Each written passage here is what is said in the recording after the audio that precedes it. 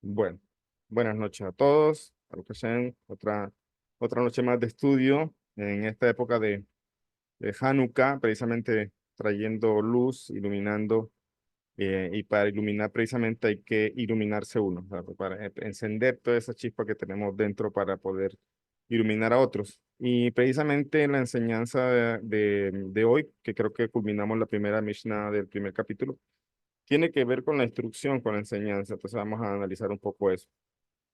Y bueno, nuevamente gracias a la fundación, gracias a todos los asistentes por este espacio, que sea de mucha bendición para todos y que cada uno aproveche precisamente para no quedarse con dudas. Hay personas que me escriben por interno, me he estado reuniendo estas 2 últimas semanas con muchas personas de mi grupo porque tenía un montón de citas atrasadas, digamos, y eso es muy importante en el tema de la enseñanza. No es solamente soltar un conocimiento, sino también ver cómo lo asimila el estudiante y cuáles son las dificultades. No necesariamente las reuniones son para temas personales, dificultades personales. También si hay dificultades en el estudio, eso también yo lo hago en la medida de mi tiempo. Sin ningún problema. Hay gente que también me escribe o me manda audios de dudas, entonces siempre voy tratando de responder. Y eso tiene que ver, es otra parte de la enseñanza, cómo vamos a comprender ciertas cosas de esta Mishnah de Pirkei Avot. Ok, dando inicio pues a nuestra clase, em, estamos hablando en el primer capítulo de Pirkei Avot, la primera Mishnah, y, y bueno, la realidad es que la Fundación Ora Haim siempre ha hecho un trabajo con los justos de las naciones y obviamente creo importante tratar de sacar una enseñanza del texto no muy general solamente o aplicada a judíos, sino también eh, como el Noahida puede, porque en todas partes tiene el Noahida una chispa y tiene mucho que aprender de cada enseñanza que hay, pero solamente las personas que tienen conocimiento van a poder sacar eso de allí y poder enseñarlo. Entonces, esa es una realidad también importante en la enseñanza. Con respecto a esta primera Mishnah que tenemos acá, que la voy a leer nuevamente, eh, tenemos 3 partes que ya la estuvimos analizando. Creo que hoy vamos a analizar la tercera parte. Con favor de Hashem, vamos a terminar esa tercera parte. Y para la próxima clase estaríamos con la otra Mishnah que sigue. Pero la Mishnah dice así. Moshe recibió la Torá de aquel que se le apareció en el Sinaí y se la transmitió a Yoshua, y Yoshua a los ancianos a los profetas, y los profetas la transmitieron a los sabios de la gran asamblea. Estos pusieron 3 máximas: ser circunspecto en vuestro juicio, instruid a muchos discípulos y alzad un cerco protector a la Torá. Ya. Entonces ya hablamos sobre lo que recalca al principio, la primera parte de la Mishnah, la tradición, que tiene que ver y se conecta con la última parte de la Mishnah que dice, instruid a muchos discípulos. ¿Ya? Y eso es lo que vamos a ver hoy. ¿Por qué? Porque instruir, enseñar, no es solamente si yo sé, no es solamente si yo soy inteligente, porque todos somos inteligentes. Y hoy día, eso lo explico también en mi libro, en la parte donde hablo de la ciencia y la Torá. Hoy precisamente esa diferencia o esa brecha que existía o que era eh, más aparente entre ciencia y Torah, hoy día está disminuyendo. De hecho, la ciencia está allanando el camino del Mashiach también. La ciencia está allanando, digamos, nuestra comprensión en Torah, está ayudando en eso. ¿Por qué? Porque la ciencia ya nos exige en nuestros procesos cognitivos, ya nos exige racionalidad, ya no es el dogma como manejaron la iglesia y todas las religiones durante mucho tiempo. Hoy día estamos en la era de la información. Entonces, ya no, digamos, todo este desarrollo del pensamiento, todo este desarrollo de la lógica y la libertad de poder pensar y expresar y cuestionar ha ayudado mucho precisamente a que hoy día estemos preparados para asumir un conocimiento profundo de ciencia. Cualquier persona que quiere profundizar en algo, pues va a una carrera universitaria o se prepara bien, etcétera. Entonces, se puede hacer científico si quiere, se puede hacer filósofo si quiere, pero si él quiere ahondar más, eso le va a servir, todo ese conocimiento le va a servir para conocer a Dios también. ¿Ya? Porque vemos el Rambam, por ejemplo, el Rambam en su libro, en su historia, el Rambam es respetado incluso por filósofos árabes. Precisamente era considerado un gran filósofo el Rambam.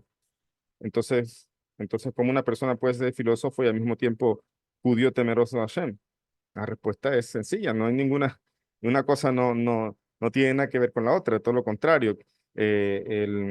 Digamos, estos sabios filósofos se maravillaban de la sabiduría de Rambam porque Rambam también tenía un conocimiento divino y eso obviamente ellos les hacía respetar mucho al Rambam.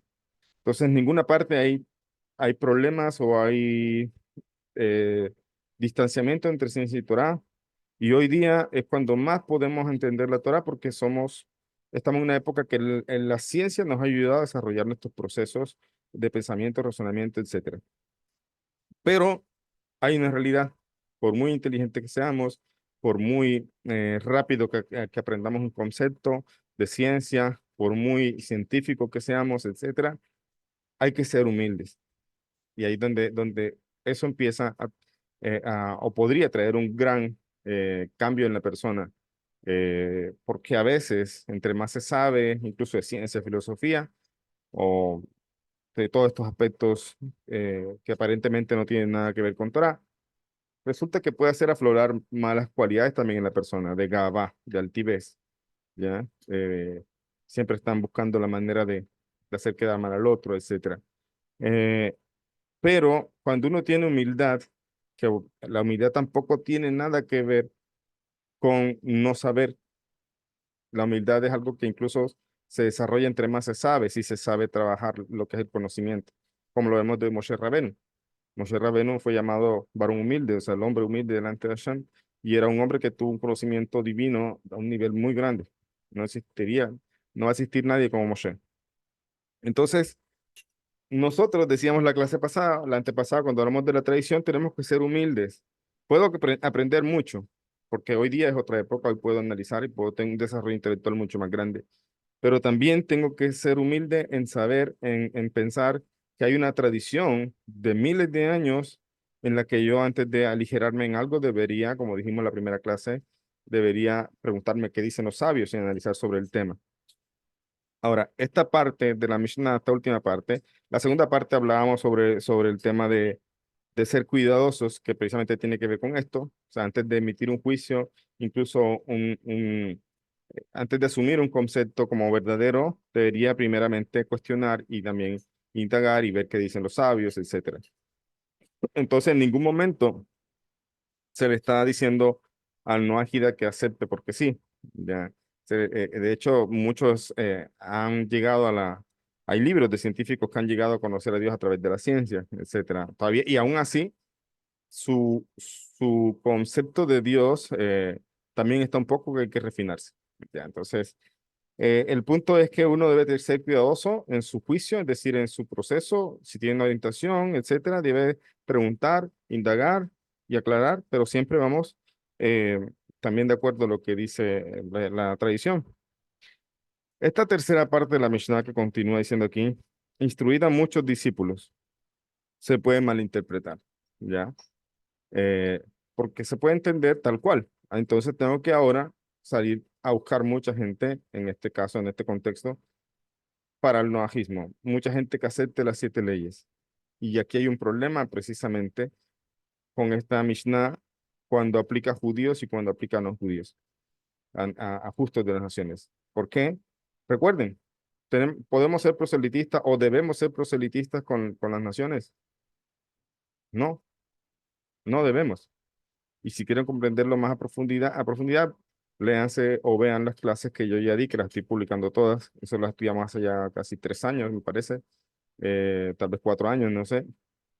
Y ahorita las estoy publicando, poniendo públicas en mi canal, las clases de el libro Cábala para las Naciones. Ya. Es un libro muy eh, importante y al mismo tiempo muy profundo, y aunque tiene un lenguaje sencillo, para la persona que no tiene o que tiene contacto con este tipo de textos al principio, a veces es difícil comprender toda la grandeza de lo de que Rabino Gisburg está haciendo aquí, y es precisamente mi ejemplo a seguir, el Rab Gisburg, y por eso publico mi libro que también se llama Descubriendo tu luz interior, que si bien habla de Sefirot, no se parece en nada, digamos, tiene un proceso un poco diferente en cuanto al refinamiento personal también, más entendible. Yo procuro siempre llevarlo como a la práctica, ya, a que cualquier persona lo entienda. Entonces, ahí en el capítulo 3 del libro Carta a las Naciones. Aquí lo tengo abierto, voy a citar alguna, a ver si puedo leer algo de aquí. Encontramos una razón a nivel del proceso espiritual de cada quien, de por qué nosotros no lo podemos ser, o por qué el proselitismo no es que no lo debemos hacer simplemente, sino que no va a funcionar. Ya, esa es una cosa, no va a funcionar con las naciones. Y por esa razón, muchos de ustedes aquí lo han hecho o lo siguen haciendo tal vez con buena intención, pero han experimentado frustración con familiares, etcétera, de que yo les he hablado, he querido, rabino, les he dicho, pero nada, y al final la persona termina frustrándose. Si ya no sé qué más hacer.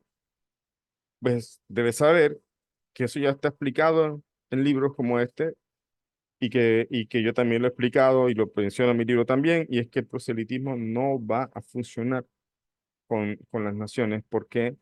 Porque pregúntense ustedes mismos, ustedes están aquí porque alguien le habló, ustedes están aquí solamente porque alguien les vendió una idea. Yo creo que si tal vez llegaron, puede ser que llegaron porque alguien le habló, pero al final de cuentas no están en esa posición hoy día. Hoy día están aquí porque ustedes mismos han indagado, han comprendido, porque ustedes dicen, como dicen en México, me cayó el 20, o sea, como que entendí, como que empecé a comprender yo todo esto, no porque Rabino dice, no porque, y es más, si se acuerdan en el curso que hicimos con la fundación también, que yo lo recomiendo a personas también que me contactan, el curso de fundamento alágicos de las leyes no ágidas. Ese curso también es muy bueno. Entonces, si se acuerdan, ahí yo les decía, si una persona le preguntan y le dicen, ¿esto se puede o no se puede? Dice, no, esto no se puede. ¿Y por qué no se puede? Dice, no, porque me lo dijo mi rabino. Esa respuesta es válida en cierto nivel, pero para una persona crítica, inteligente, y también en la crítica se necesita el respeto, porque mucha gente por ahí hoy día en redes sociales se las dan de críticos, pero son lo que son irrespetuosos, ¿ya? Entonces, la crítica no pelea con el respeto, el pilpul, la discusión sana, pero hay mucho en las redes sociales, lo veo en grupos nojidas que hay y todo, de gente que cuestiona al otro con ganas de humillarlo o con ganas de hacerlo quedar mal, no con la intención de hacerle ver si algo está mal, o incluso si en verdad se preocupa por el otro, no va a la palestra pública a discutirlo en las redes sociales, sino tal vez que le escribe por interno, ¿ya? Entonces, eso es un trabajo de Midot, de refinamiento de Midot, y hay mucho que refinar todavía. Pero entonces, aquí ya de por sí, cuando yo me siento y voy a enseñarles a ustedes sobre esta Mishnah, pues no es lo mismo tener un público judío que tener un público justo de las naciones. Me presenta una dificultad, y esta dificultad instruida a muchos discípulos. Entonces, esto es tal cual con el judío. Miren lo que dice aquí, por ejemplo, el comentario de Rabino Marco Lerman. Él dice acá, dice acá, dice, el judaísmo existe solo en la Torá y por la Torá. Es pues un deber primordial estudiar la Torá con diligencia, aprender a conocerla bien, profundizarnos en los santos preceptos y someternos a ellos con rigor. Pero tan importante es enseñarla como aprenderla. O sea, no basta solamente con aprenderla. No todos los judíos son rabinos. No todos los judíos tienen que ser rabinos, ¿ya? Pues hay muchos judíos que pueden ser empresarios, Hashem le ha dado talento para eso, para los negocios, y eso tampoco es malo, porque muchas de las instituciones de Torah están a veces sustentadas por mucha gente que se dedica a los negocios. No significa que este judío no estudie Torah, pueden ser empresarios, y como judío tiene la obligación de estudiar Torah, y tiene la obligación de dedicar un tiempo al día a estudiar Torah. Pero de pronto no es una persona que estudie todo el día Torah, pero él se pega, como dice la ley, el Shulchan Aruch, él se pega o se une al estudio de aquel que está ayudándole y sosteniéndole. ¿Ya? Entonces, un empresario de pronto aparentemente no está dedicado a la Torah día y noche, como dice los sabios, como dice el Shulchan Aruch, pero este hombre está haciendo que muchos estudien Torah. ¿Ya? Y eso también es mérito para él. Se considera que ese estudio también es de él. Así dice la ley. Así dice Shulchan Aruch. Entonces, cuando aquí dice que no solamente es aprenderla, sino enseñarla, pues eso es lógico. O sea, ¿para qué yo estudio algo? ¿Para qué? O sea, ¿para qué? No puede ser solamente para mí. Yo tengo obligaciones también con la sociedad. Tengo mis bots que tienen que ver con la sociedad, cómo me comporto, cómo yo hago gesed, cómo yo hago actos de bondad con la sociedad. Y además, empecemos por esa, entre comillas, sociedad que se llama familia. Ya, ya de por sí con eso y con los hijos uno tiene que ceder y olvidarse un poco del yo egoísta. O sea, tienes tú que ceder a hacer cosas. Entonces, en ningún momento lo que aprendes está solamente para ti. Y si un justo las naciones aprende muchísimo y es brillante, pero no le enseñó a sus hijos, pues como que estuvo algo mal allí. O sea, no estuvo del todo bien. No podemos decir que no vale lo que estudió, pero también podemos decir que sí hubo, de pronto faltó hacer, completar las cosas para que fueran completamente correctas. Y de cierta forma esto aplica a las naciones, claro. O sea, es bueno alentar a las naciones a que enseñen. Es bueno, yo eso es algo que procuro también y muchos rabinos que conozco, como el rabino Grossman también, él también enseña que la persona debe prepararse no solamente para saber, sino para enseñar, pero también en la enseñanza hay diferentes niveles. Por ejemplo, no es lo mismo un maestro de la básica primaria de niños que un maestro de la secundaria, no es lo mismo que un maestro de la universidad. Entonces, cada quien desde su nivel y desde su conocimiento puede enseñar, inclusive a niños, ¿ya? Pero cuando no se pierde algo que no se debe perder, es la base de todo crecimiento que se llama humildad. Y la palabra, la sefirá o la cualidad de humildad está relacionada ¿con qué sefirá? A ver, ¿con qué sefirá o qué cualidad de las 10 sefirot está relacionada a la humildad? ¿Cuál? Geburah. Gesed. Yebura dice Norma, señora Socorro dice Gese, quien me diga la respuesta correcta le regalo un libro, a ver. Tiferet. Tiferet, no. ¿Puedo chepear? No. Eh, bien, esta es la importancia de la Hasidut, ¿ves? Al nivel de todas las cualidades. Ayer hablaba con una alumna que es como si fuera mi hija, yo jovencita, y me pedía un consejo y estuve conversando con ella precisamente. Y yo le decía, tienes una dificultad eh, en trabajar dos cualidades, Gesed y Geburah. Entonces y le decía por qué, le decía con la vida práctica de ella, con lo que me contaba y las luchas que tenía. Yo le dije, el tema tuyo de Tikkun es armonizar esas dos.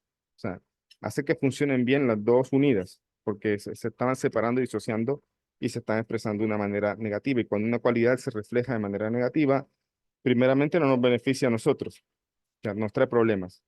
Y obviamente también externamente nos va a traer problemas con los demás. Resulta que por acá dice Jorge Martínez en el chat, dice que Keter, y bueno, no.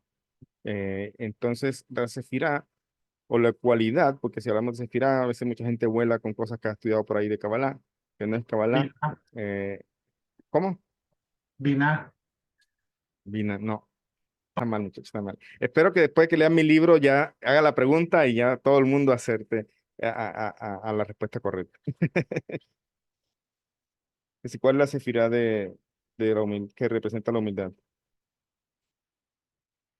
Entonces la respuesta es Malhut, ya, ya, Malhut. ¿Y qué significa Malhut? De seguro que sí lo han escuchado, de seguro que saben qué significa. ¿Qué es Malhut? A ver. Es el reinado. Es que yo confundo, no sé por qué, pero yo siempre confundo el reinado, Malhut con Geburah. Pero Geburah Ajá. es el rigor, ¿cierto? Ya. Sí, Es el disciplina. reinado, ¿cierto? Todo lo que Ajá. es, los que son dominantes, los que Exacto. tienden a ser los líderes. Así es. A final de cuentas, todos tenemos Geburah. Algunas personas la expresan de una forma y otros de otra, pero todos al final. O sea, ninguna cualidad funciona por separado. Todas están armonizadas, no armonizadas, todas funcionan permeadas por la otra.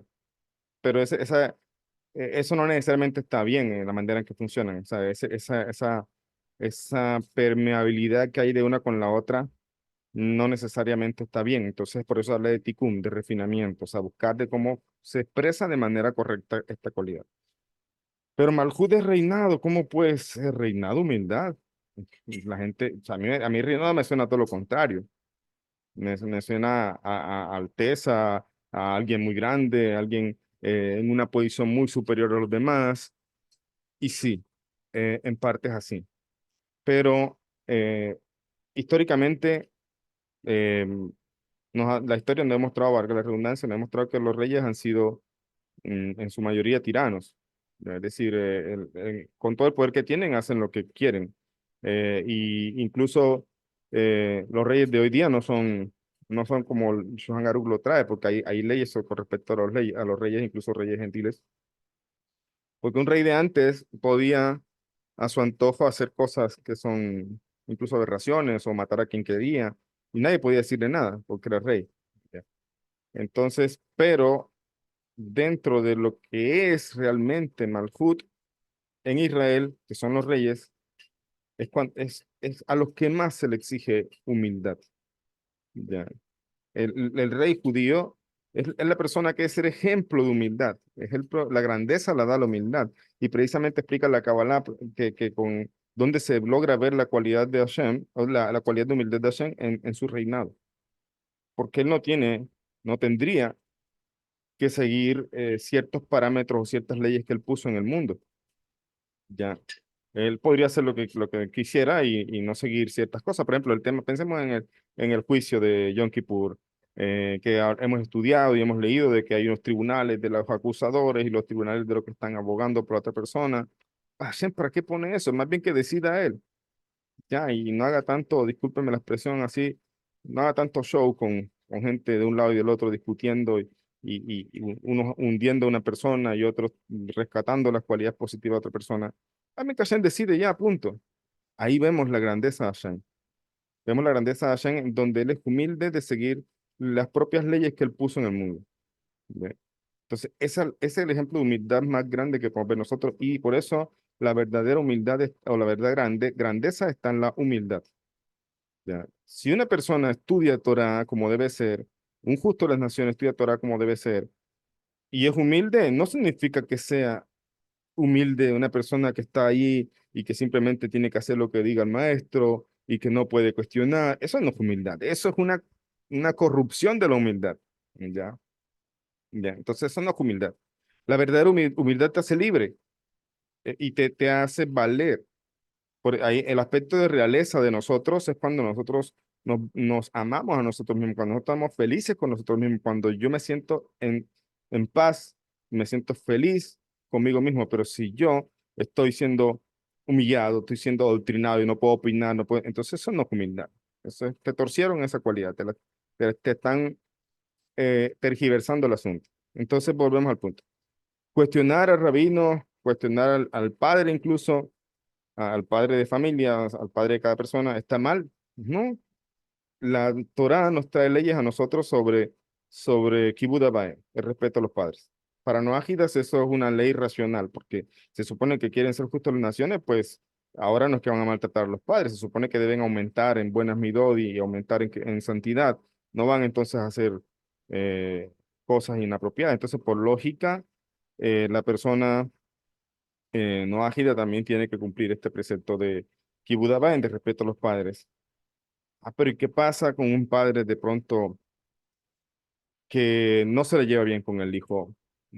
¿Qué pasa, Rabino? Yo no tengo buena relación con mi padre. Rabino, mi padre, ha habido personas que me han consultado que han habido problemas de abusos incluso, ya, con padres. Entonces, tengo que honrar a mi padre. Ah, bien, hay algo más que hablar de las leyes de Kibud Abaim. Y sobre eso hay que instruirse, ¿ya? Entonces, todo eso está explicado en el Alajá. O sea, el Alajá no es simplemente tienes que respetar a tu padre, haga lo que haga. Para poner un ejemplo sencillo, la Torá o las leyes dicen que el hijo no está obligado a hacer lo que el padre le pida que va en contra de la Torá. O sea, yo respeto a mi padre, pero mi padre es idólatra y me está diciendo que encienda aquí a esta bodazara algo. Eso no es honrar al padre. ¿Ya? Ahí tiene que negarse y no puede hacerlo. Pero aún para eso hay respeto también. hay maneras respetuosas de hacerlo. Entonces, si una persona tiene una pregunta, también está dicho que el rabino es como el padre también. Y entonces, si una persona también tiene algo que no entendió, puede tomar dos posiciones, decir, no, ese rabino está diciendo cosas ahí que no estoy de acuerdo e irse a hablar por detrás de ese rabino. Pero si la persona tiene una cualidad de humildad y dice, con lo que primero que dice la Mishnah, aquí hay una tradición.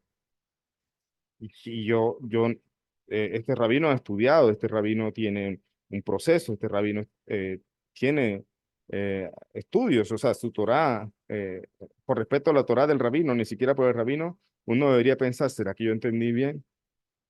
¿Será que en verdad me suena raro? Tengo una dificultad con esto, pero ¿será que yo entendí bien? Entonces me dirigiría al rabino con respeto, como dice la halajá, que se dirige al padre, que el padre dijo algo de pronto equivocado, aparentemente equivocado. Dice, bueno, se dirige uno al padre como a manera de pregunta, ya, para no ridiculizar al padre o para no transgredir el precepto de honrar al padre.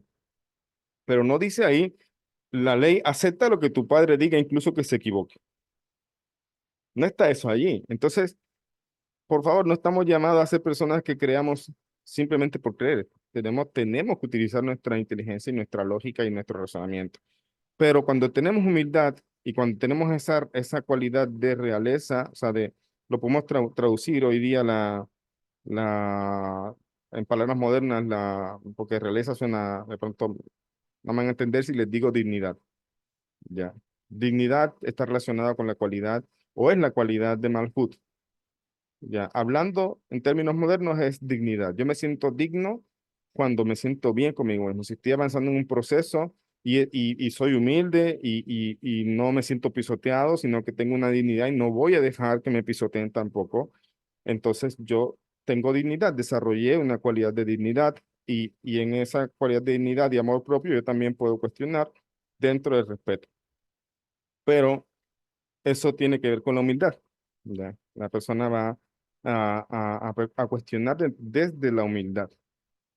Eh, lo que decía que he visto en algunos grupos, gente que no cuestiona desde la humildad, cuestiona desde la arrogancia. ¿Ya? Alguien me preguntó por interno, Rabino compartió una frase, como yo la compartí en una imagen hace años, simplemente la volví a compartir. eh, y decía la frase, abajo decía Talmud, o sea, no decía la cita exacta. Ahí reconozco que cuando me hacen la pregunta, dije, bueno, sí, debería decir la cita exacta, porque Talmud es muy amplio. Entonces dije, bueno, para una próxima ocasión, dije yo, voy a colocar la cita. La persona preguntó, Rabino, ¿esto en qué parte del Talmud está? Alguien me está preguntando. Y yo le dije, está en Sanedrín, en la página 7, ta, ta, ta. Y esta persona le lleva la respuesta a la otra persona que está preguntando. Y la respuesta de la otra persona es, ¿te tomaste el tiempo de indagar o le creíste solamente porque lo dijo Rabino? Ya. Yo veo eso y o sea, saltan a flote muchas malas cualidades de la gente que está aprendiendo Torah hoy día. Y es ahí donde yo tengo un conflicto con esta última parte de la Mishnah, que dice, instruida a muchos alumnos. ¿Me entiendes? No, hay que tener cuidado también aquí. Entonces, ¿por qué? Porque yo me preguntaría, esta persona está cuestionando con arrogancia, pero de seguro que él no se tomó el tiempo de buscar en la página que estoy citando. Si se hubiera puesto a buscar, no estuviera preguntando eso. Entonces aquí no veo una discusión en Leshen Shammai, en aras del cielo, aquí una discusión en aras de quién sabe más y yo no me estoy dejando adoctrinar, tú sí, tal cosa. O sea, hay tantas malas cualidades de la gente que se hace llamar justo de las naciones, ¿ya? Porque ser justo de las naciones no es aceptar solamente las 7 leyes. Eso es un gran paso, el principio de algo. Ser justo de las naciones no es recibir un certificado para aquellos que reciben certificado, cosa que no está prohibido, pero tiene su explicación también. Ser justo de las naciones no es graduarme de la yeshiva tal porque hice mis exámenes y todo eso. No, eso no es ser justo de las naciones. Ser justo de las naciones es empezar a trabajar mis cualidades. Y ese es un proceso que tomará toda la vida. El hecho de aceptar las 7 leyes, les digo más, y esto va a sonar raro. Hay gente que ha dicho y ha y en esto yo no puedo juzgar a nadie, solamente lo hablo del aspecto general. Hay gente que ha aceptado 7 leyes solos o con 3 rabinos testigos o etcétera, o sea, pero han aceptado las 7 leyes. Pero les digo más, a veces no lo hicieron con una buena intención, o sea, lo hicieron con motivos egoístas. Y esto está, no, no, déjate, por favor, no interrumpa. Entonces, em, el tema es que tienen que trabajar también muchas cualidades. Entonces, la aceptación de las 7 leyes, a veces, no necesariamente una persona lo hizo con buenas cualidades, ya, a veces lo hizo empujado, a veces por malas cualidades, ya. Luego afloran esas cualidades y en el estudio de Torah se van refinando. Un segundito.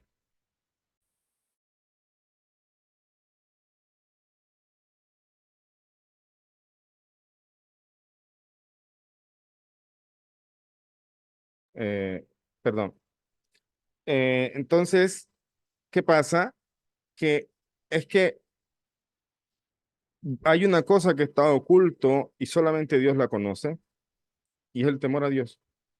O sea, yo aquí, por ejemplo, ahorita no voy a ponerme a decir, bueno, ¿quiénes los que están en la sala en verdad son más temerosos de Dios? ¿Quiénes son más justos de las naciones? ¿Quiénes son menos justos? O sea, eso no lo puedo hacer yo ni nadie.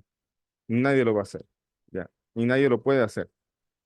Pero dentro del conocimiento general que hay, a veces una persona se acerca a la Torah no con buenas cualidades y no con el interés de mejorarse, sino con motivos, aquí lo dice el mismo Pirkei Avot, con motivos impuros. ¿Ya? O sea, con motivos egoístas, con motivos de tal vez humillar al otro, etcétera, etcétera. O pensemos solamente cuánta gente por ahí en las religiones utiliza textos de la Torah para manipular a gente, ¿no? Pensemos solamente en texto que habla sobre el macer, sobre el diezmo. ¿Es mentira que está eso en la Torah? Sí, sí está en la Torah, lo del diezmo. Bueno, con eso han hecho mucha manipulación las religiones. O sea, están utilizando una verdad para manipular. ¿Ya? Entonces, ¿y quiénes caen incautos ahí? Los que no han los que solamente escuchan la verdad a través de estos líderes y no cuestionan. Y acá, en la Torá, en la enseñanza de la Torá, le enseñamos a personas a cuestionar. Entonces, enseñarla y aprenderla es tan importante una a la otra. Cuanto mayor sea la difusión del Talmud, dice acá, entre los judíos, mayor y más fuerte será nuestro pueblo. O sea, sin duda nosotros, que fuimos los que recibimos la Torá, tenemos la obligación tanto por ley, por la halajá, la misma Torá nos pone el precepto de estudiar Torá, los sabios explican mucho ese precepto, etcétera. Entonces tenemos la obligación de estudiar, pero no solamente estudiar, sino enseñarla. Lo vemos en la primera parte de la Mishnah, una tradición que pasó de Moshe a Yehoshua, de Yehoshua a los ancianos. Entonces tenemos la obligación de enseñarla también. Es muy importante enseñarla. El que atesora los conocimientos y los guarda para sí no es un auténtico sabio. Por el contrario, se parece al avaro que sepulta eh, en la tierra el oro que posee. Nadie disfruta de él, nadie lo aprovecha. Eh, Allí donde se encuentre un sabio digno de este nombre, debe poner sus extensos conocimientos al servicio de su prójimo con el fin de ayudarle a encontrar el buen camino.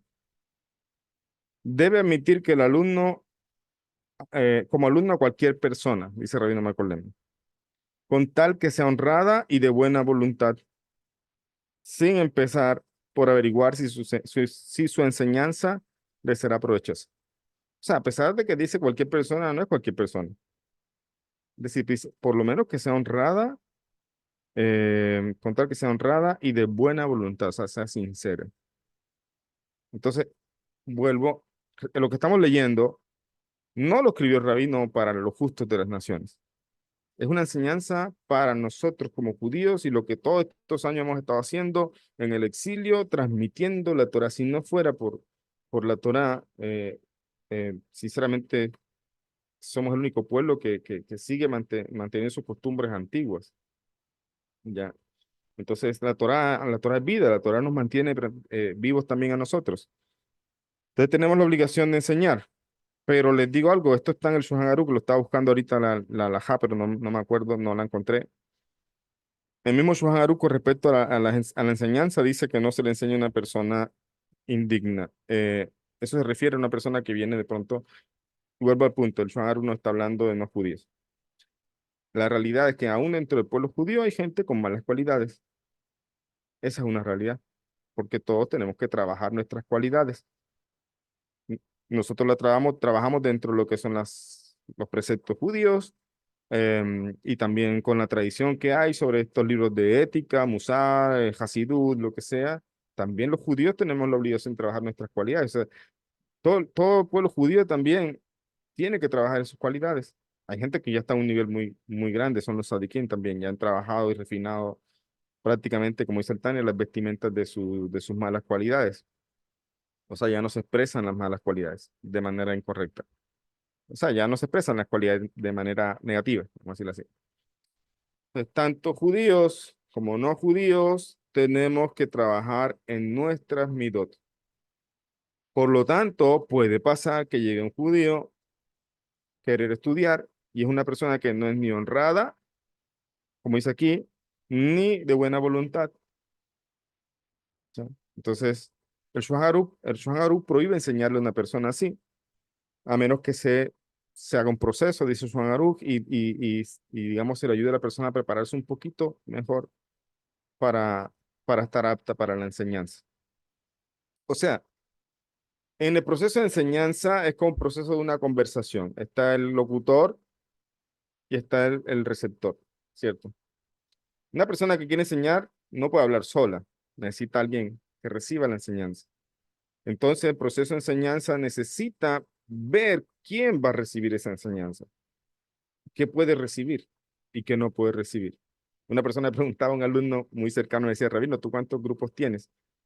Y yo le dije, es que yo separo los grupos de acuerdo a las personas, porque yo entiendo, y no de acuerdo a la antigüedad, ojo, sino de acuerdo a lo que veo o qué tipo de enseñanza una persona está preparada. En mi grupo de Tania no todo el mundo le admito y no tiene nada que ver con un tema personal o que no sean capaces. No, llegará el momento tal vez, ya en su momento, Besrat Hashem, ya. Pero el punto es ese, o sea, aquí la enseñanza no va en lo que yo quiero enseñar, no, yo voy a estudiar esto porque voy a enseñar todo lo que sé y voy a demostrar cuánto sé, o sea, está aflorando malas cualidades con Torah, cuando quiere simplemente impresionar, ya. Entonces, eh, pero yo tengo que trabajar en mí y al mismo tiempo tengo que saber, no es dar por dar, sino saber quién está recibiendo la enseñanza y qué cosas puede recibir y qué cosas no. Tampoco puedo decirle, no, tal vez más adelante te lo explico, ahorita no estás preparado. Eso va a ser ofensivo y va a generar choque y, y al mismo tiempo está mostrando como que de fondo un poco de gaba, o sea, tú no sabes, yo sí sé. Tal vez más adelante cuando tú estés a mi nivel yo te enseño. Se suena raro eso. Ahí también la persona está mostrando una mala cualidad. Entonces, hay una cosa que aprendí con un rabino cuando estudiaba en la yeshiva en Israel, y yo le hice esa pregunta, rabino, pero es que hay cosas que uno no sabe cómo decirle a alguien, no sabe si se la va a comprender, no sabe si se la va a malentender, etcétera. Y él me dijo, y esto me quedó grabado para mí, me dijo, siempre hay una respuesta para todo, inclusive para los niños también. Si preguntan algo muy profundo, dependiendo del niño, se le puede explicar. Entonces, aquí, cada quien a su nivel se le puede dar una respuesta. Siempre hay una respuesta para las personas, ¿ya? Siempre hay una respuesta, pero va a depender de quién es mi público o de quién es mi estudiante. Y esa es una de las cosas donde yo me tomo muy en serio la enseñanza con mis grupos de estudiantes. Y tal vez no son numerosos, porque a mí nunca me ha interesado el número, sino, de hecho, es más fácil para mí cuando son grupos pequeños, digamos, porque puedo tener más de cerca el proceso de cada quien.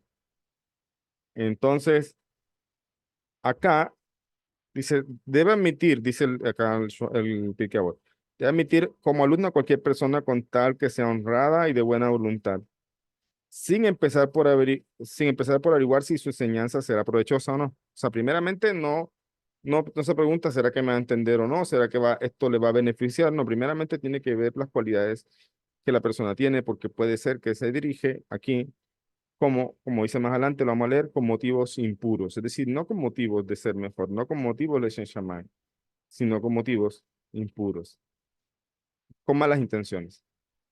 Judío está hablando el texto, no está hablando de los judíos, está hablando de judíos que pueden acercarse con malas cualidades y que pueden acercarse incluso con motivos impuros. Y cuando dice toda persona, a cualquier persona, aunque aquí no lo diga, se sobreentiende para los que sabemos, está hablando de judíos, ya, está hablando de judíos. Sin embargo, hoy vivimos en una época en que también tenemos hoy día más que nunca enseñarle a las naciones que están buscando, a las personas que de manera genuina quieren aprender.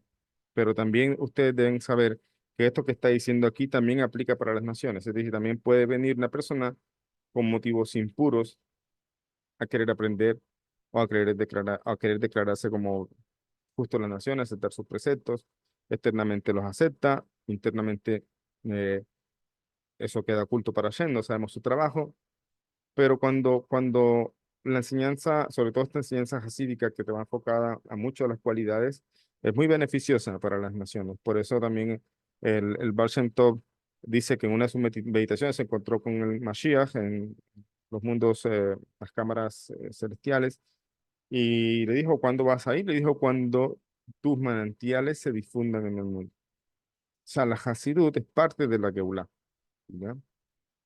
Y yo creo que lo que las naciones necesitan más que nunca es Hasidut, ¿ya? Y no lo digo porque sea de la Hasidut Jabat, pero hay una realidad. La Hasidut logra llegar al punto, a la médula, te logra cuestionar, te logra confrontar, te logra empezar a reconocer tu lucha, ¿ya? Y empiezas tu corrección. Eh, y si esto aplica, que estamos leyendo que aplica para judíos, pues también significa que los judíos también deben tener cuidado si quiere enseñar. No puede bajar la guardia, también tiene que ser cuidadoso. Y también lo hace en aras del amor, al final de cuentas. O sea, si tú te preocupas por alguien y le quieres ayudar, vas a buscar la mejor manera de ayudarle dentro de su proceso. Y también es una realidad que habrá momentos en que hay que saber alejar, ¿ya? Porque también ayudar requiere disciplina. Y también ayudar requiere geburá. Y también ayudar requiere que te pongas a pensar que si vas a ayudar pero resultas perjudicado, entonces también eso hay que replantearlo, ¿ya? También eso es una enseñanza. eh, o sea, no se sostiene sobre no tiene ninguna base esa enseñanza del amor sin límites, ¿ya? De amor y paz y hay que amar a todos y esa enseñanza, amor sin refinar, no hay, un amor sin disciplina, sin geburá, sin restricciones, no es un amor correcto. Entonces esa enseñanza cristiana de todo es amor, no funciona.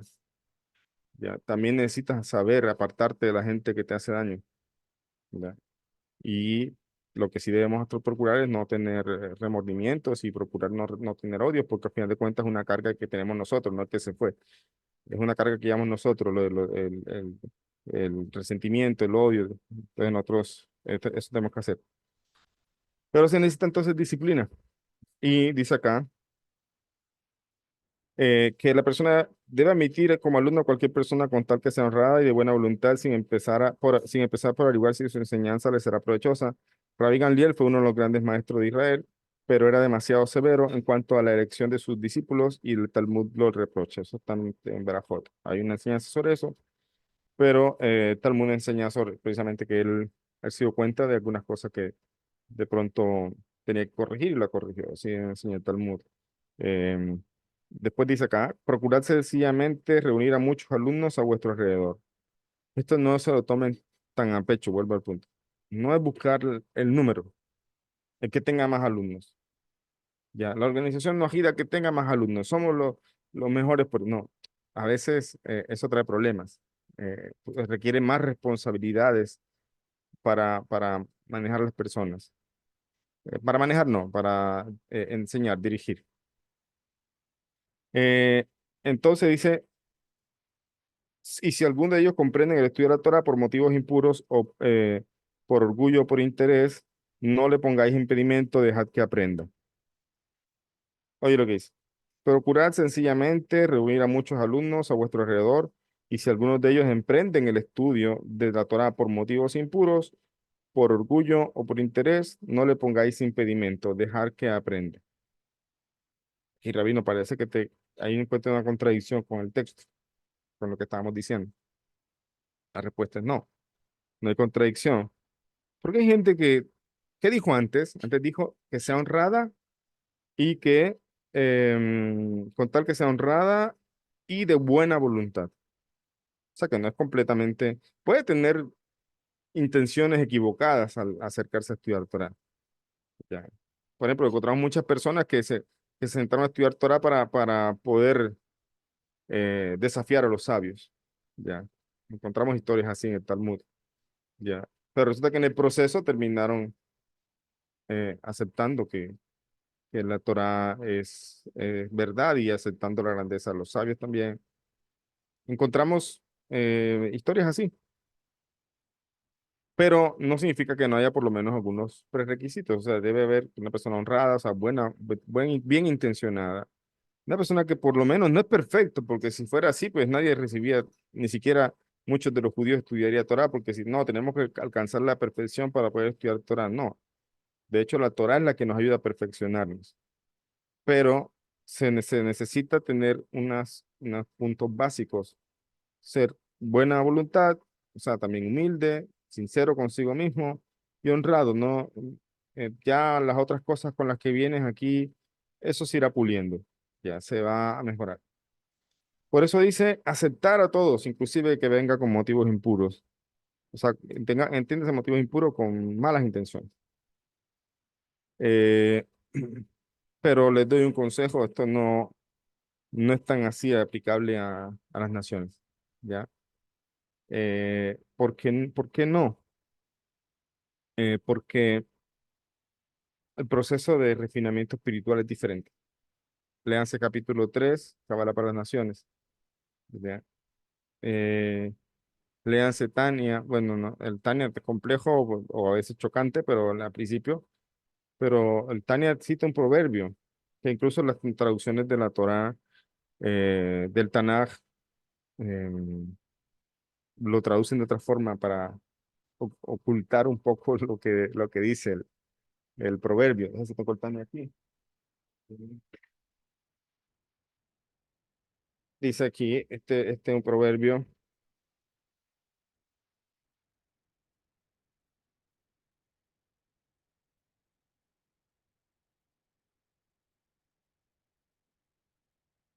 dice,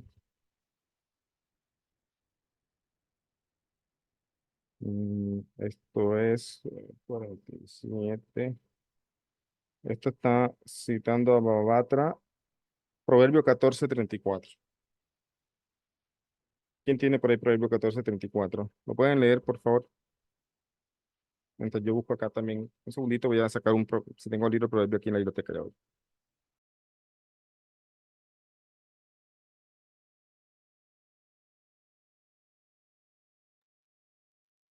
Y aquí tengo.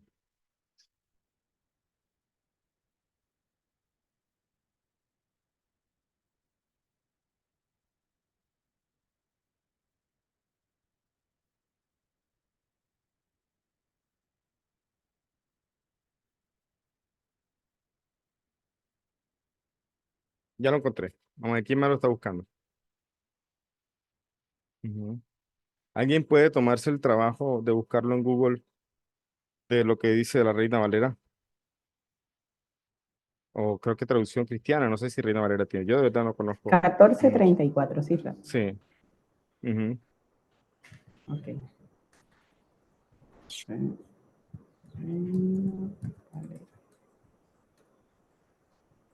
Listo. Leo. Sí. La justicia engrandece a la nación, mas el pecado es afrenta de las naciones. ¿Cómo entiendes eso? Afrenta, ¿cómo así pecados afrenta a la nación? Mm, Bien, ¿qué tiene Francisco? ¿Por ahí tienes algo? Gracias, Eliana. Sí, dice, la sedacá elevará al pueblo y el gesed de las naciones es un pecado. Wow, qué fuerte, ¿no? ¿Qué edición Sí. tienes? Yo también lo tengo acá, dice. La sedacá o la caridad enaltece a una nación, pero la bondad de los demás pueblos es pecaminosa. ¿Cómo así? ¿Cómo así? ¿Cómo puede ser eso? Los judíos odian a los no judíos, se creen la raza superior. Had Shalom. Todo tiene una explicación. ¿Ya? Entonces, ese tema lo toma el Tania y el Tania lo aborda citando al Etz Haim. No voy a entrar ahorita en la explicación de eso. Pero la explicación sencilla es una realidad. No todas las personas externamente pueden hacer un gesed, un acto de bondad. Externamente los puedes ver tú haciendo un acto de gesed, pero internamente lo hacen con motivos pecaminosos. ¿Cómo así? Porque no lo hacen sino pensando en sí mismos. No lo están haciendo en verdad con altruismo pensando en el otro. ¿Ya? Esto también lo encontramos en el Talmud de Abodá Zará en la página 2, la primera página del Talmud, que el Talmud cuenta cómo Hashem llama a juicio a las naciones y llama en orden de importancia, y la primera que llama es a Roma, y, y le pregunta, ¿en qué ayudaste tú a, al pueblo de Israel? Porque las naciones deben ayudar a Israel también a cumplir su función. Hoy día es más evidente que nunca, antes no. Antes las naciones estaban ayudando prácticamente era a destruir a Israel. Hoy día todavía se ve algo de ese odio, pero Baruch Hashem también se ve mucha luz dentro de las naciones. Entonces, ¿qué, qué, em, qué dice Roma? Dice, nosotros construimos mercados, nosotros construimos calles empedradas, nosotros construimos acueductos para el pueblo judío. ¿Es verdad lo que dice Roma? Sí y no. Sí, construyeron muchos acueductos. La idea de mercados que tenemos hoy día es gracias a Roma, que traía del campo y ponía para comprar acá en la ciudad. La gente no tenía que ir al campo a arrancar los frutos. Sí, acueductos. La ingeniería romana se habla mucho de eso. Eh, Sin duda hubo progresos en aspecto estructural, etcétera. Pero, ¿dónde no tienen razón? No lo hicieron por Israel. Y Hashem les reprende allí, y estoy citando la página, para que no digan, es que Rabí no lo dijo, búsquenlo ahí si quieren. Hoy día hay herramientas y pueden buscarlo si quieren. Ya. Entonces, Hashem les reprende a Roma y le dice, mentiroso, todo lo hiciste por tu propio orgullo, todo lo hiciste para enaltecerte a ti mismo. Ya. No lo hiciste por los judíos, no lo hiciste por Israel. ¿Qué nos está enseñando esa Mishnah allí, esa Gemara? Que en verdad puede pasar. Y es evidente, yo creo que no creo que no es increíble, solamente piensa en cuánta gente no hace algo aparentemente bueno, pero tiene su propósito detrás. Ya, ya. Está buscando un beneficio. Ujú.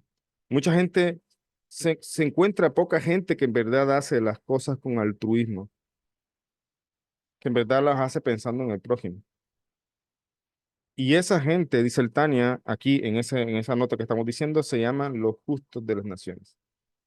La gente que en verdad hace el bien por el otro sin buscar un beneficio personal, sin buscar cómo me pego de esto, qué gano yo, tal cosa, sino que lo hace solamente en aras del prójimo, en aras de ayudar, dice, esa gente se llama, son los justos de las naciones. Pero hay un problema aquí, y el problema es que yo, en mi pequeñez como ser humano, no logro saber, no conozco los corazones de la gente. O sea, no logro saber quién lo hizo con buena intención y quién no. Ya, a menos que sea evidente que se salga a flote porque lo hizo, etcétera. Y tampoco me voy a poner paranoico pensando, no, y este sí será que viene con buena intención, este será que no. Ahí los sabios nos dan un gran consejo y piensa para bien. Y también, ¿no? El tema de tener algunas ideas bases, o sea, por lo menos algunos filtros, algunos cuidados. Es como, por ejemplo, háganse de cuenta algo. Llega una persona a tocar la puerta de su casa, quiere que le ayuden en algo, ya, que de pronto le regale algo, no sé si comida, lo que sea, eh, o de pronto quiere traerle algo a usted, abrirían la puerta y dirían, claro, siéntese, venga, ¿no? En verdad. O sea, ustedes entrarían a alguien desconocido hacia su casa. ¿Ya? No. Hoy uno toma esa precaución porque es lógico, rabino. En una sociedad donde uno no sabe quién es quién, hay gente que está bien hasta vestido de funcionarios del gobierno y roban en las casas, etcétera. Se ve mucho cosas así, lastimosamente. Y por eso tenemos que tener mucho cuidado. Es decir, yo no meto a mi casa a cualquier persona. Yo me tomo unos cuidados específicos. Yo me tomo un filtro, voy haciendo cosas y de pronto a la medida que conozca puede que sí. ¿Ya? Eh, es decir, mi casa es mi hogar, es lo que más debo proteger. Si tengo hijos, si no tengo hijos, igual yo tengo que protegerme. ¿Qué cosas dejas entrar? Tu casa, tu mente, con quién te juntas, a quién sigues. ¿Ya? Entonces tú también tienes que tener filtros y también tienes que saber decir, no, sabes que esta persona, no me quiero juntar con esta persona, no quiero que me relacione con esta persona y no tienes por qué sentirte pecador. Si te sientes pecador o algo, hay cosas que refinar de las religiones, así de sencillo. ¿Ya? Entonces, así como nosotros no vamos a dejar entrar a nuestra casa a cualquier persona, el pueblo judío tampoco acepta como converso a cualquier persona. También tiene unos filtros grandes y camino a la conversión no es fácil. ¿Ya? Y tampoco aceptamos a la gente simplemente porque dijo quiero convertirme. Y nunca estamos, como dicen algunos por ahí, que no los dejamos que se conviertan. ¿No? ¿Quién dijo? Ya, nadie le va a detener a que se va a convertir. Con respecto a los noágidas, lo que enseñamos a noágidas, también tenemos cuidados. También tenemos una manera de ir viendo. Tenemos algunos eh, filtros, vamos a decir así, algunos protocolos, algunas cosas para ver a quién voy dándole un poco más de confianza y entrar a ciertas cosas, porque yo corazones no conozco. Ya. Incluso los tribunales rabínicos que convierten a gente hacen todo lo posible por asegurarse durante 3, 2 años, lo que demora una conversión, en el día a día. Por eso es que no existen conversiones virtuales, porque no van a conocerle virtualmente en su intención de convertirse. Ya. Tiene que estar viviendo en una comunidad, le van a ver, van a estar mirando y dicen, no, esta persona, ¿sabes qué? Ya, ya. Entonces, eh, y no tiene nada que ver si eres buena gente o no en este caso de conversión, sino si en verdad es sincero con que quieres convertirte. Yo veo con dolor personas que se han convertido y que tiempo después, no sé por qué motivo, no lo conozco, se dejan todo. Ya, ese es un problema para ellos realmente, porque ya no hay marcha atrás. Ya yo no puedo volver a ser un judío. Ya. Obviamente todo se tiene sus matices, etcétera. Pero, ¿qué pasa? Que si bien ustedes también pueden y deben enseñar eh, que el pueblo de Israel está ayudando a encender en ustedes, somos como el Shamash de Hanukkah, encendemos lucecitas. Pero ¿sabe qué enseña Rebe sobre el misterio de encender una vela? ¿Qué, qué debo hacer yo? A ver quién me dice para que una vela se encienda. Vamos a ver quién da en el detalle. Fuego y una mecha. Exacto, ¿Cómo, tener cómo, perdón, fuego. cómo? Fuego y una mecha. Hacer Ok, una chispa. hacer una Tener la chispa. chispa y el aceite. Un ¿Cómo que dice fósforo. Mauricio? Perdón. Mauricio, ¿qué dijo? La chispa y el aceite. Chispa de aceite. Alguien dijo un fósforo, no sé quién fue. ¿Quién más? ¿Mm? Tener ¿Quién la más? vela y la candela. La verdad es que no. Nadie ha dado la respuesta Una correcta. vela que encienda otra vela. No. ¿Qué se necesita? Pues obvio que necesito fuego y una mecha o fuego y combustible. pero yo puedo tener fuego y mecha acá, y no se enciende. La decisión. Mm, obviamente, si quiero encenderla, la enciendo. Debo El tener voluntad. contacto. Tienen que unirlas. La acción. Unirlas. ¿Y cómo se enciende una vela? O sea, yo hago esto, pongo el fósforo y ¡pum! Alejo, así. No hay que unirlas dejando que el fósforo encienda la mecha que yo quiero que prenda. Entonces, para que una vela encienda, tengo que dejar el fuego unos segundos al lado de la mecha para que arda por sí misma. Claro. Eso enseña el Rebe. Así debemos hacer nosotros cuando queremos encender al otro. No solamente escucha esta clase y chao. Por eso los grupos donde el rabino se ocupa de la persona, donde está allí para hacerlo encender, para que ya brille por sí solo, esos grupos son buenos. Lastimosamente, no, cuando los grupos crecen, no, es muy difícil con las obligaciones que uno tiene también. A mí se me complica a veces. Estos días que no he viajado, he aprovechado para salir de algunos compromisos con alumnos que querían reunirse, querían hablar, etcétera. Trato de hacerlo con tiempo, no esto, o sea, no, incluso a veces hago 2, 3 reuniones por semana porque no puedo tampoco sentarme solamente a eso, tengo otras cosas también que hacer. Pero donde está, eh, ese es lo que hace el padre también con el hijo. Está allí para ayudar a que el niño arde por sí mismo, o sea, el niño encienda su chispa por sí mismo. Entonces, la, la Torá, que es luz, también necesita cercanía. También se necesita hasta un rabino. ¿Ya? No te dice suscríbete a un canal de un rabino, no dice eso. Puedes seguir los rabinos que quieras y puedes aprender toda la Torah que quieras, pero necesitas a alguien que te ayude a iluminar por ti mismo. ¿Ya? ¿Ya? Entonces, eso se necesita se abre o se da solamente con la cercanía. Y, y el rabino te va a ayudar a iluminar conociendo qué tipo de mecha eres, cuáles son tus luchas, cuáles son tus cualidades, qué cosas buenas tienes, cómo potenciarlas. Así te va a ayudar el rabino a encender tu mecha. Y así cuando el rabino se vaya de este mundo, los 120 años, tú vas a iluminar con tu luz propia. O sea, encendiste tu cualidad de Malhut con humildad y con dignidad. ¿Ya? Vas a iluminar con luz propia. Entonces, sobre esto que estamos diciendo, yo no puedo, primera cosa, yo creo que me voy a extender un poco más y pensé terminar esta Mishnah, pero todavía falta otra parte de la Mishnah. Pero porque se dificulta y hay que aclararlo muy bien. No, Rabino, es que Pirkei Avot dice que yo debo buscar muchos alumnos y por eso hice este grupo de WhatsApp de 200 y pico de personas. No, no es así. Si quieres difundir, difunde, utiliza las tecnologías. Pero si quieres iluminar, necesitas cercanía. ¿Ya? Y necesitas saber qué tipo de mecha es. ¿Ya? Qué tipo de aceite estás utilizando, etcétera, etcétera.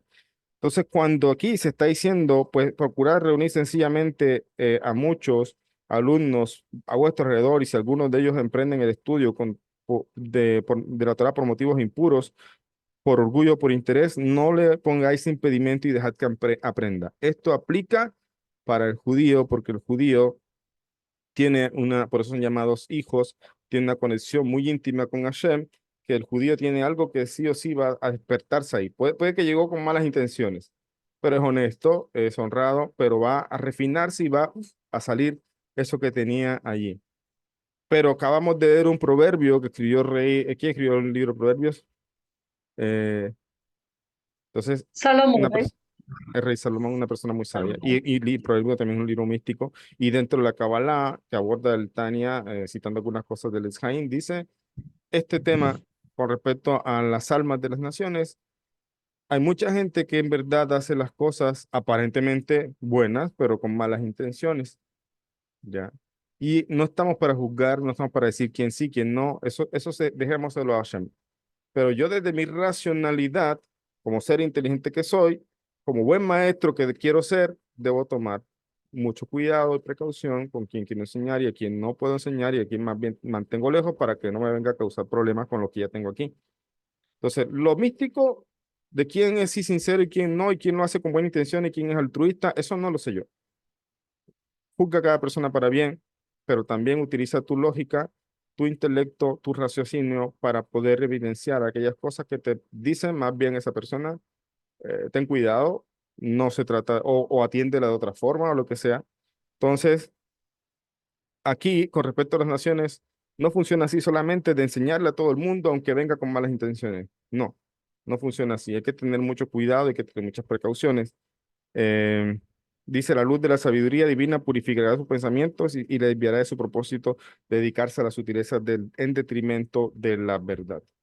Y con esto termino con una cosa que está aquí en el libro Cábala para las Naciones, para entender esto que acabo de decir. Dice acá, libro Cábala para las Naciones, páginas 60. Yo estoy dando las fuentes, no me lo estoy inventando yo. Y no decía, eso lo dice Rabino Ginsburg. Una vez escuché de alguien diciendo una cosa horrible, diciendo que los de Chabad manipulábamos la mente, o sea, cuánta ignorancia hay, ¿no? Entonces, manipulan la mente hasta las religiones también, ¿no? Hasta los pastores. Entonces, aquí la cuestión es de quién se deja manipular, tenemos que ser inteligentes. Entonces dice acá, página 60, dice, un justo gentil, o sea, el no judío que cumple con las leyes de los Benei Noach. O sea, existen los gentiles, que son todas las naciones, y existe el justo gentil, o sea, que ya está, no solamente aceptó, sino que está cumpliendo y sigue buscando refinarse. Un justo gentil, o sea, el no judío que cumple con las leyes de los Benei Noach es aquel que percibe la presencia de la chispa divina y es inspirado por ella a seguir el sendero que Hashem fijó para todos los pueblos, según se encuentra delineado en la Torá. El que todavía no ha llegado a ser un justo gentil, como hemos explicado, no puede ser consciente de esa chispa. O sea, en las naciones hay personas que de alguna manera ya son justos gentiles, tienen una conciencia un poco más despierta sobre Dios y están esforzándose en agradar a Dios y mejorarse a sí mismos. Pero hay gente que no tiene un tipo de conciencia de Dios. Eso también eso no son llamados personas que no han llegado a esa conciencia de justo gentil. En el lenguaje de Hasidut, la chispa o el alma de quien está integrado al judaísmo, ya por nacimiento, por conversión, es comparada con la luz interior, or penimí. O sea, ya desde en el judío la luz arde desde adentro, en su alma, en su chispa divina. Esto significa que es algo vivenciado en forma directa que pasa a formar parte de la estructura psicológica, intelectual, etc. Esto es herencia, dice la Kabbalah, de Abraham, Isaac y Jacob. Ya. La chispa de divinidad no judía del justo gentil es descrita como una luz abarcadora cercana, u Ormakif Karov, es decir, que se experimenta psíquicamente solo en forma indirecta externa. La chispa divina del no judío que no es considerado justo gentil, o sea, que no acepta conscientemente sobre sí las 7 misbot o preceptos del Bnei Noach, es semejante a la luz que rodea a la distancia. O como se dice en hebreo, Ormakif Rahok. Y no desempeña en este caso ningún rol consciente en la experiencia de esa persona como ser humano. Incluso en el tercer caso, en este caso de las personas que realmente no tienen ningún tipo de conciencia divina y que muchas cosas las hacen por su propio beneficio, con motivos egoístas, como le dimos lo del proverbio o lo que dijimos de la Gemara Abodazara, dice, incluso en este caso, debido al refinamiento del carácter que resulta de las pruebas y tribulaciones de la vida y de los encuentros dirigidos divinamente, donde los judíos se introducen la belleza de la Torá, a quienes no lo son, la chispa divina distante puede expandirse y acercarse a cada vez más a la persona, hasta que tal vez puede llegar a convertirse al judaísmo. Esto yo tengo un capítulo en mi libro que se llama, ese capítulo, y cito un fragmento de eso. El capítulo se llama De la inconsciencia hasta la conciencia y aceptación de las 7 leyes. Y explico ese proceso también de una manera un poco más entendible a veces. Pero el punto es que hay procesos que dirige Hashem. ¿Qué pasa entonces con aquellas personas que en verdad no únicamente buscan en su beneficio, no están haciendo nada en aras del otro? Pues aún eso lo dirige Hashem y está él em, a veces dirigiendo el proceso a través de golpes, de sufrimientos, etcétera. Es un proceso que dirige Hashem hasta que la persona llega a conocer un judío que le ayuda a comprender la divinidad de la Torah, etcétera. Entonces, el punto para concluir allí por el momento es, a pesar de que la Mishnah dice instruid a muchos alumnos, no se lo tomen tan literal, primero. Segundo, también la misma Mishnah, aunque lo expresa así, también pone filtros, también habla de personas con malas cualidades, pero aún hay diferencias ahí también que dentro del judío, si se encuentran personas que por lo menos es honrada y de buena voluntad, puede la Torah tener un impacto sobre él y cambiarle, y con el tiempo termina refinando esas malas cualidades con las que llegó, pero no necesariamente así el camino con las naciones, porque por eso no debemos ser proselitistas. Con las naciones ese impacto no funciona así. Entonces, con las naciones debemos tener también, tomarnos con cuidado ese tema de instruir a muchos alumnos, ¿ya? Difundir Torah, iluminar, pero acordarnos también del principio de encender la vela. Debes estar cerca, debes también para ayudarle a que la persona ilumine por sí misma. Entonces, eso vamos a seguir hablando de esa parte de instruir muchos alumnos para la próxima clase. Y nos queda por mirar el tema de hacer un cerco protector a la Torah. Entonces, eso lo miraremos después. Por el momento vamos a dejar ahí, creo que me extendí bastante, creo que llevamos casi un poquito más de una hora. Entonces, no sé si tienen 5 minuticos, alguna pregunta, algún comentario que hacer, adelante.